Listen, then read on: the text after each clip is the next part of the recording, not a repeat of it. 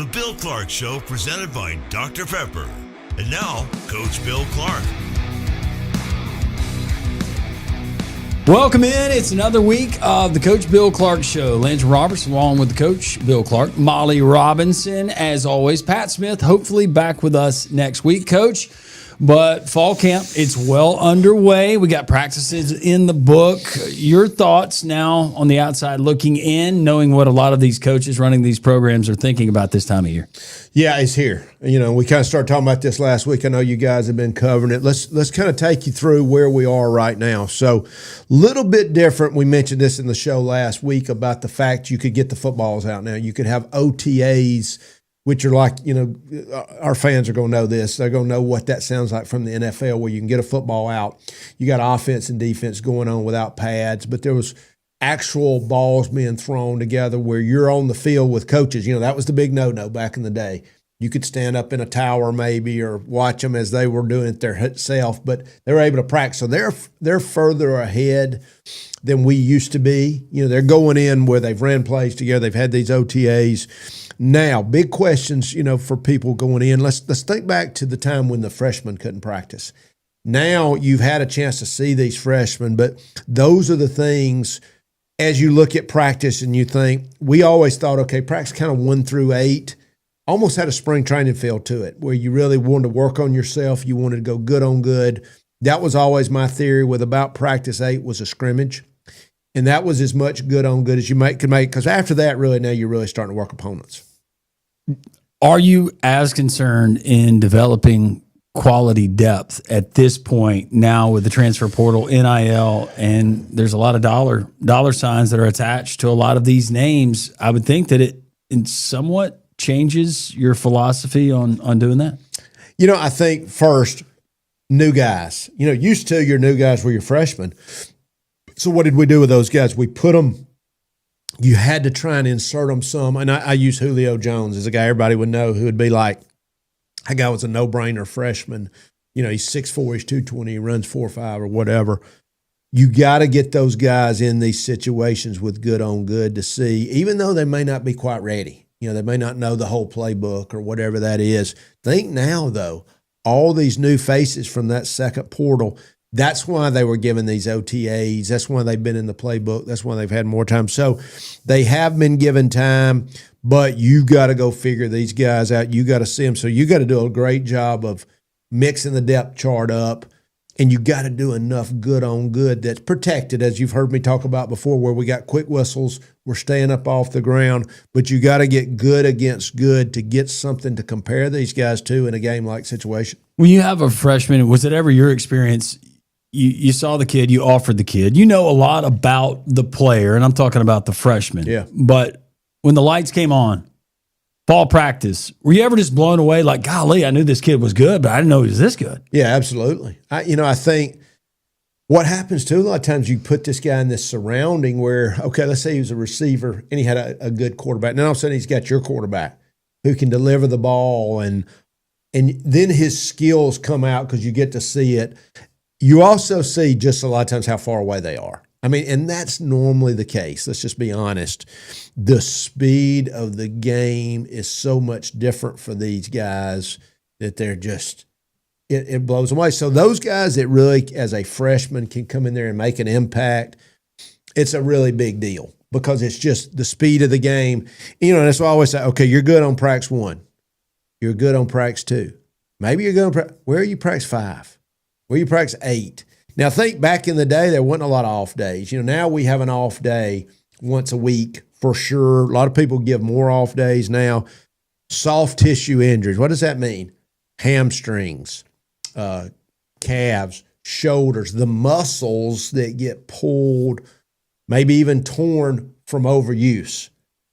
Going on your feet, 100 degrees, hydration, all those things that wear down on muscles. So this is not a broken bone or whatever. So those are things that's got to be factored in as well. When it comes to the quarterback position, that's where it centers around because you got Jackson Arnold at Auburn. You have Ty Simpson, who will be a first-year starter at Alabama, though he's been into the program. Yep. Jackson Arnold, he started games at Oklahoma, highly touted coming out of high school, out of the state of Texas, a 5-star. It wasn't ideal, his situation and setup. But when you hear reports, and it's limited media viewing, 10-minute window. Yeah. Maybe some media members, different programs, they get 45 minutes. But it's sometimes situationally watching guys, and you get a bad practice report. Well, he looked like he was kind of struggling. The backup, man, he was throwing those crisp passes. Yeah. Look, it's probably not fair to those guys, but that's all that the media can report on. How much do we take away as fans from some of those reports? I think that's what fans do. And I remember saying that so many times, UAB, what about the fans? Right. I want the fans. We need the fans, but I still remember one of our early practices, somebody goes out and says, so-and-so was 10 for 22 and the backup was 11 for 12. I'm like, he was going against the twos or the threes. You don't know who he was going against. I mean, that defense he's going against is going to end up being a top 10 defense. You don't know the situation. You don't know any of that. I hate when they put the stats out. Even though we as fans, I remember being a kid wanting to hear about scrimmages and stats. And so I don't blame the fans, but you got to know what are the dynamics. What does that look like? And granted, sometimes it is. He didn't have a good day and the other one did. A lot of times it's who they're surrounded by. What are the red flags you're looking at? Just let's stick specifically with the quarterback position. Mm-hmm. Red flags, fall camp, this time in camp where you're going, ooh, I don't know. Yeah. I'm not feeling like I did back in the spring about this guy. Well, if he came out of the spring and he was good, let's say, then, what would be the reason he's not having a good summer camp? But if we just said, let's take spring out of there in general, and we said he's struggling right now, it's going to worry you. I mean, the games are coming up. What is causing? Is he turning the ball over?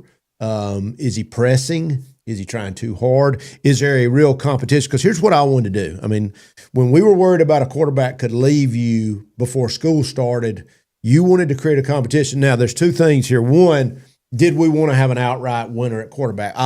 Absolutely. You want a stud at quarterback that everybody knows he's the guy. But if he's not the clear-cut guy, then I'm going to keep it tight to the vest, make them swap in and out, because I don't know, and I sure don't want to lose the backup when I go ahead and say, this is the guy, and I don't even know this is the guy. And I'm not trying to be dishonest to either kid. We're just saying this competition is going to play out to the very end, if that makes sense. Other than the quarterback position, I want to go offensive side of the ball, defensive side of the ball.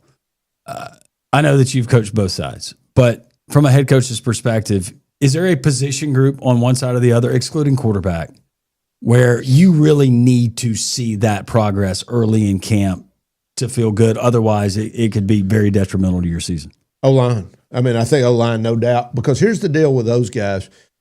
You've got to get them to the game because there's just so many ways a guy in the O-line can get tangled, and that's what happens in practice. People get on the ground and they get legs twisted, and these are some tough guys. I mean, but not only can this individual handle things, we're trying to get a cohesive group. And what happens with that O-line? Who's the backup? We need a tackle, a guard, and a center. We really need 8 guys. That's what you want, because a guard can go on either side, a tackle can go on either side. I still remember back in 2018, we had 5. We felt like we had really 5 at that time that could play. We're just like, Lord, we cannot get anybody hurt, But it's the cohesion of that group playing together. Got to create some depth. Now, what happens is this guy, and I'm telling you, this happened to us so many times with these junior college kids who looked the part. You remember the old deal, can you get him in at mid-year?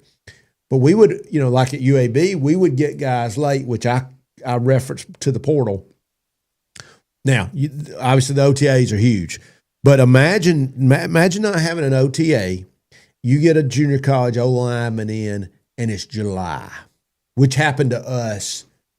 And this is the stuff that the average person doesn't even know. They got this guy, he's 6'2", 315. He was a good player, 6'4". All conference and Independence Community College. Bingo.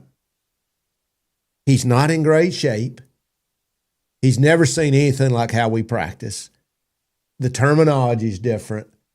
And he's got to mesh with these other. I mean, imagine that, because that's the world I come from. That's the world, because that's when we got a really good guy. A lot of times we got him because we got him late. We were willing to wait on him.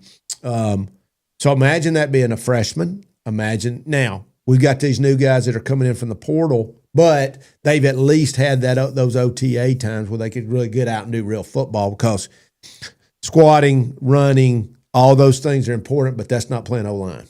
Is it defensive line on the other side of the ball as a defensive coordinator you're looking at, or is it secondary? Is there a specific group? I think probably the secondary is a group that's really now. We've played with some corners if they could master all the things that go with it. Yeah. Safeties are a little bit different because there are a lot of intricacies and fits and understanding. D-line, you can play with some guys, especially spot play, as long as they understand. One of the things we talk about all the time is gap integrity. What does that mean when I'm just better than the guy in front of me as a high school player, maybe even a junior college player? The guys in front of me, I throw him to the ground, make the play, right? Here's the guy in front of me. He is skilled as an O-lineman at doing his job, right? And, we've talked about this. And once again, we're talking about playing the zone, right? Where the zone moves and I'm outside of a guy in a gap, right? I'm on his outside shoulder. But that line, this guy's moving. Where does my gap go? I got to move with him. If I stay still and he moves, what happens? There's the space. And that's where the ball ends up. So understanding leverage and gaps and gap integrity, when the guy in front of me is big as me, he's strong as me, he's well coached. So that's what happens a lot of times to these defensive guys who just run, hit somebody, understand all the techniques that go with it. But you can play with a young guy there sometimes that's just a really gifted player. Linebacker can be hard because there's a lot of things to know. But, I think defensive, probably you got more chances there. Obviously, the one that stands out that you can play, running back and receiver. What about receiver, though? So I run a 4.3. Yep. I'm 6'3". My vertical is through the roof, literally. Wingspan like Manute Bowl. Yeah. But I can't block my little sister. Yep. You play him? You start the process of you don't play without learning how to block. But I knew there was a but. There's a but there, because we're going to say, let's get this guy on the field. Let's throw some passes to him. God didn't make a whole lot of those guys. That's right. So and that's why we call it coaches. I saw a thing, and I'm sure some of the fans saw this today, and I thought it was really good. Mike Tomlin was talking about coaching. And I've said this all the time. I'm looking at this guy, and they say he won't do something. He won't use his hands. Now, not terrible attitude. I'm not talking about that. I'm just saying it's the thing. You go, that's coaching. That's coaching. Now, as long as he's not unwilling to do it, we're going to teach this receiver to block, right? He maybe just not know how. Now, once again, unwilling is another subject. He's going to get willing, or he won't play. Or he's only going to play a little bit, and you say, Coach, why can't I play more? I caught a touchdown pass because you still got to block. What about guys above the shoulders? Yeah. Maybe, we all test differently, but maybe not what some people would consider the sharpest knife in the drawer. Yeah. Great skills. Can you work around that? Certain positions, I'm guessing you can. Yeah, you just, it's like I used to say about this guy, we've got to play with him. Go back to high school. These are the guys that are in our school. We can't go get more. Now, granted, we ended up in the end of my career, we had a lot of guys, but this is the guy. Well, he doesn't learn. You got to do more. He's classroom, video, walk through, more. That's your job as a coach. That's why we call you coach. That's good. I want him on the field. Right. I want him on the field. We all learn differently. We learn differently, so it's repetition. And we can go back to phys ed and talk about how many times it takes to learn a motor skill. But I always, and the coaches always knew what I was saying. Look, I've played with guys just like this, won a lot of games with guys just like this. We got to have this guy. And these are the guys we're going to get. I always laughed when I would see this guy at Alabama, let's say, or Auburn. He's a 28 ACT. He runs 4.3, and he's – how hard it is to coach those guys. I get those guys in those like Alabama, Mississippi games. I'm like, he's super smart. Oh, and he's a freak. Yeah. Just get him on the field. Yeah. Now, I'm not saying you didn't coach him. I'm not saying, but those are the guys that happen to end up at some of these elite schools. And you're like, if you've ever had to do this other, where you had to take a guy, and I always say it, who's missing something. And it's not a knock on this kid, but he's like, He's a little short. He's a step slower. He's not as smart. He came from a program that wasn't as good. He wasn't coached right. He hadn't been in the weight room. You see what I'm saying? That's the world I came from. And that's not to say, oh, you're the best coach in the world. It's just to say when you've coached at those levels, and then when you get this guy that can do it and is smart, you're like, wow, this is fun. This is, Yeah. I mean, I went to watch the Titans last year. Zach Woodfin is the strength coach for the Titans, played for me, coached for me at UAB. And I'm watching those guys, and I'm not saying they're not doing any coaching, but you've got a guy he knows how to tackle. I mean, here's the scheme, coach him up, but it's different from when you come where I come from, where you had to do it all. And back in the day, if you're Tiger Woods' golf coach, you're his swing coach. Yeah. I know those guys are really good and they're nitpicking, but do you have to do a whole lot? No, it's just there's varying degrees, and there's those guys are managers, emotional, mental, psychological, and I know NFL it's a long season. There's other types of coaching. Don't get me wrong, but those guys that have worked their way up. I mean, there's a reason 70-something-year-old guys still coaching in the NFL. Yeah, they don't. It's not as much physically demanding. It's a lot of mental, a lot of scheme, less about I got to take this guy and teach him A, B, C, D. And I'm sure a lot of those guys have worked their way up to get to that. So just different places, different levels, but all good questions. I know that you don't know, and hey, every team's biggest improvement between week 1 and week 2. Yeah. All my best teams, they got better as the weeks go along. I understand all Mom's that. over there shaking her head. She's heard that one before. Right? At what point in camp are you going, oh no, Yeah. this is not what I thought we were getting? On roster, it looked good, but especially now with a lack of continuity in a lot of situations, new faces, new ingredients all being mixed together. At what point in camp, just fall camp, are you going, uh-oh? Yeah, I think I think early you can really get worried at all your, you're going to have a position of need. Yeah. O-line always seemed to be that position at our place. We just didn't have enough. Now, by the end, we were finally starting to get the numbers, and we had some really good players. It was more depth.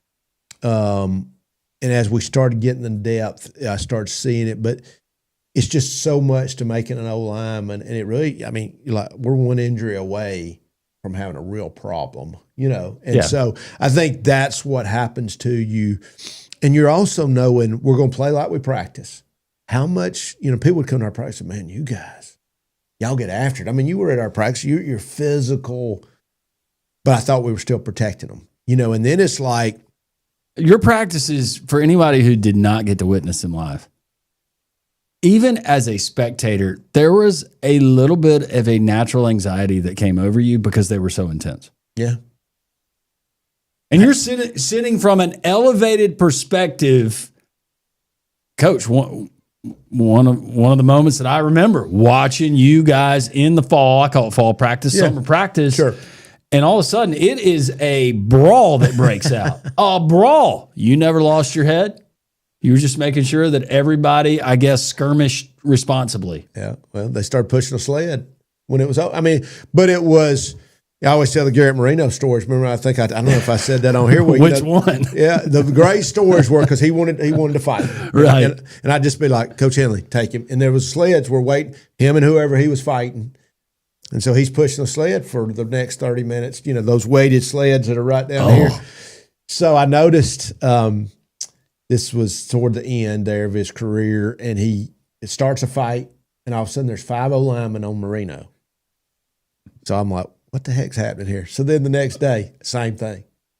So I asked my O-line coach. He said, Coach, they've made a pact among each other. If it's one of us, it's all 5. And I didn't blame him. But, I think the point was there was a point in there where, no, we're not fighting. But the intensity, that's why we started sending, I'd take them to the house, and it was the O-line and the D-line, the linebackers, running backs, receivers, because they were getting where they didn't like each other. Yeah. Because we were going against each other so hard. And I said, we're still a team. You got to guys start hanging out. So that really helped us there at the end. We started having to figure that out because we love competition. And that's why I think when you saw our teams play, they did not want to lose. I mean, they hated it. Now, it's like I always said, when the game's over, we're going to go shake hands, But the stadium steps on Friday, 30 degrees in January, and it's icy, and nobody, I mean, that's the calls I get. Because remember when I said, oh, yeah. But those are the things that made us, how we practice, how we were together, the team parts of it. But you still got to take care of them. You still got to not be injured and not run them down and with all those things. So that's this juggling act that's going on right now. Bottom line, this point in fall camp, you got to be smart. That's right. And that relates to the good people at SmartBank, because we know that they're smart and they're going to be smart with your money. They are, and I think that's exactly what I found with those guys is that when you come in, they know who you are, they know your name, but they're really good at what they do. And getting to be on the advisory board with the guys at SmartBank and just see really how they're taking care of our money. I just need more of it, right? So we'll work on and we that. all. Well, Coach, a lot of folks going to be tailgating, traveling around to high school games, college games this fall. Oh, I love this time of year. And you want to be doing it in a ride that you can trust and that you're proud of. And that's what you're going to get at Donahue Chevrolet. Yeah, I think and I've said this so many times, the Chevrolet that they, the Tahoe that I have, and really Chevrolet just in general is a great brand. Our guys at Donahue, known them forever. Chris Donahue, the owner, and all the guys that work there, they really treat you right. I've had multiple folks I've sent to them, and they've really took care of them and gave them a great deal. So check our friends out at Donahue. Had to make the drive to Funro, as they call it down there, Monroe, Louisiana, last year for UAB and Louisiana Monroe. And it was a delightful time for UAB folks, except for the game. Yeah, prior to the but game. News coming out of Monroe, Louisiana, former UAB head coach, offensive coordinator under you, a good friend of mine, good friend of yours, Bryant Vincent, head coach of ULM last year in his inaugural campaign, goes 5-7. But big news, not concerning his head coaching job, but concerning that athletic department. Interesting, he is now your interim athletics director. That's right. At ULM.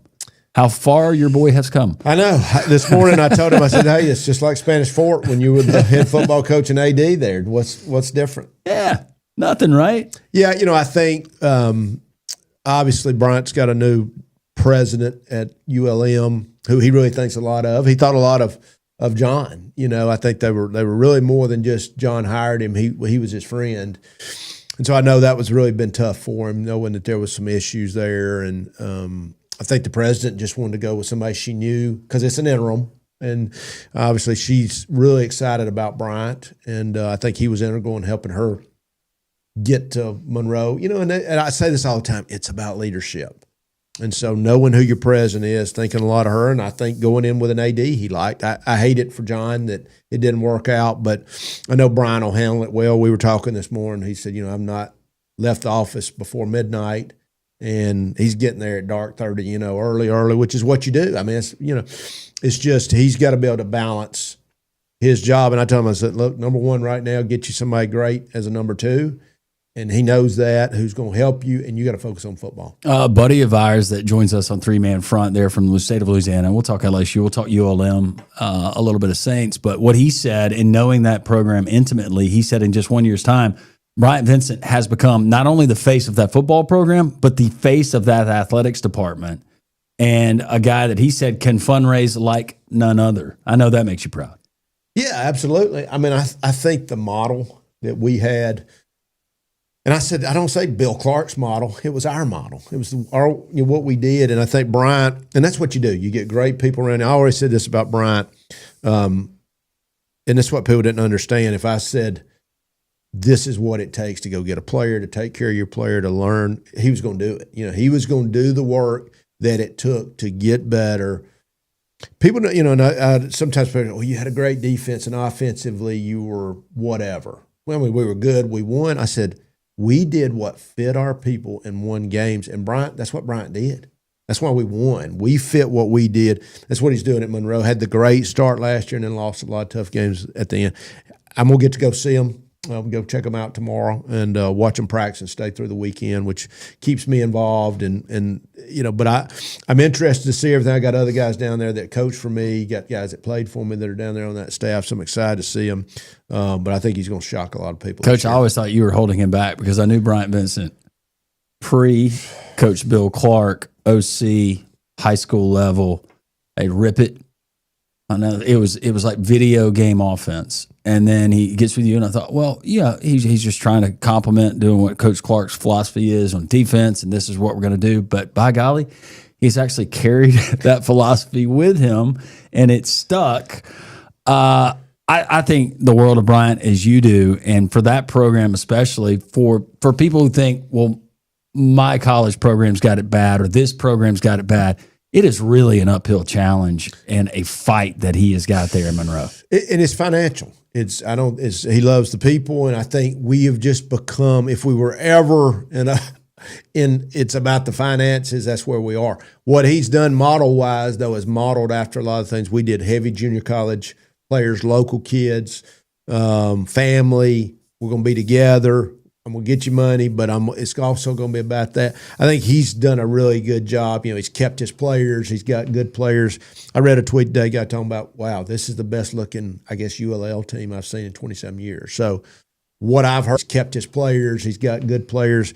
I read a tweet today, guy talking about, wow, this is the best looking, I guess, ULL team I've seen in 27 years. So what I've heard and seen, I believe that. And the inspiration has apparently it's flowed to others that aren't even a part of the ULM program.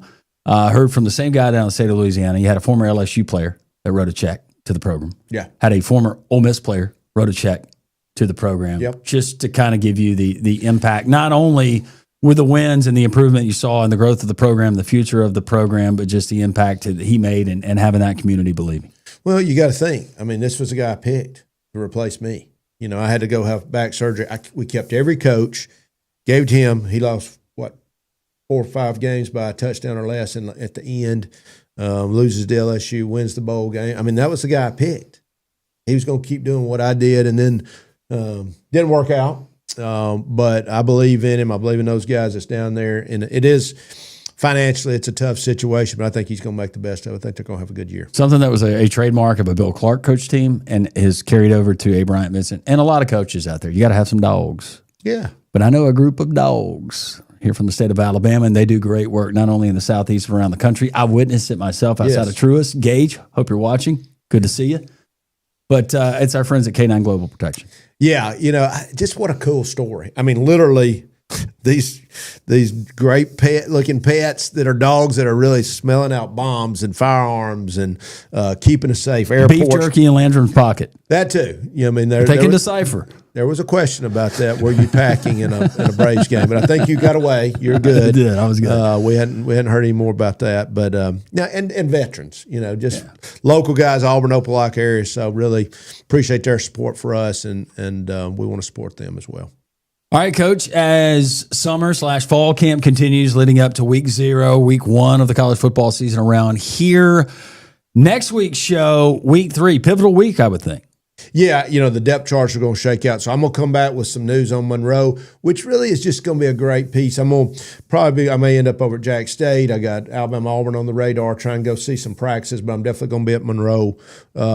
Talk about that, but also talk about depth charts starting to shake out, because that's what's fixing to happen. They're going to establish depth charts as they come after one scrimmage and then another one soon, and we'll start seeing who's going to be on the field. And a name that has become synonymous with college football. It's our friends at Dr. Pepper and our friends at Buffalo Rock who make this program possible each and every week. Yeah, Dr. Pepper, the great commercials. We all look forward to what's going to happen with Dr. Pepper and college football and their relationship. What could you have done with a Brian Bosworth? Oh, my goodness. Oh, goodness. Once again, I've been really smart. Go get them. But also Jimmy Lee, Buffalo Rock, Matthew Dent, those guys at Buffalo Rock supporting us and our show, and a bunch of other folks as well. All right, and teasing, we will get Molly's predictions on her Nebraska Cornhuskers game by game. We're going to go through that before the season starts. No doubt, game by game. I really was shocked Molly was picking against them.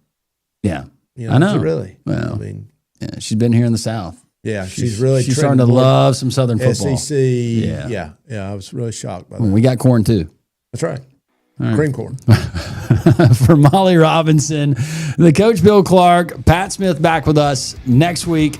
I'm Lantern Roberts. Thanks for tuning in to the Coach Bill Clark Show.